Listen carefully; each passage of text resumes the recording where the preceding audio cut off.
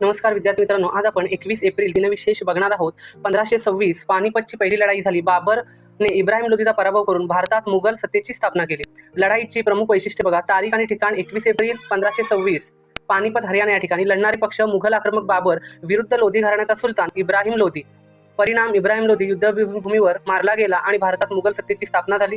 कारण बाबरने उत्तर भारतात साम्राज्य विस्तारासाठी आणि इब्राहिम लोधीचा पराभव करण्यासाठी ही लढाई लढली. ही काही चित्र आहेत. बॅटल ऑफ फर्स्ट पानिपत हे युद्धभूमीचं ठिकाण आहे जिथे लढली गेली. तिथे पानिपतमध्ये लढाईचे महत्त्व बघा. या लढाईने भारतात दिल्ली सल्तनतचा अंत करून मुघल सत्तेची मुहूर्तमेढ रोवली. हे युद्ध भारतीय इतिहासात बंदूक आणि तोफांचा वापर केलेल्या सुरुवातीच्या लढायांपैकी एक मानले जाते.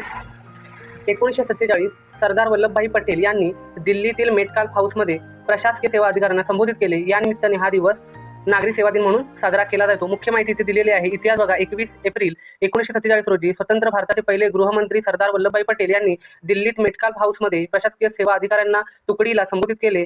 त्यांनी नागरी सेवकांना भारताचे पोलादी चौकट स्टील फ्रेम ऑफ इंडिया असे संबोधले.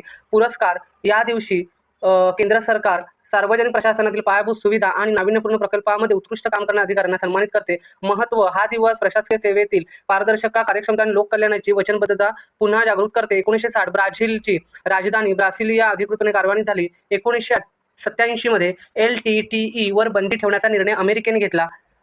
जन्म बघा. 1864 मध्ये जर्मन अर्थशास्त्रज्ञ व समाजशास्त्रज्ञ मॅक्स वेबर यांचा जन्म. 1926 इंग्लंडची राणी एलिझाबेथ दुसरी यांचा जन्म. 1950 प्रसिद्ध हिंदी आणि मराठी चित्रपट अभिनेते शिवाजी साटम यांचा जन्म.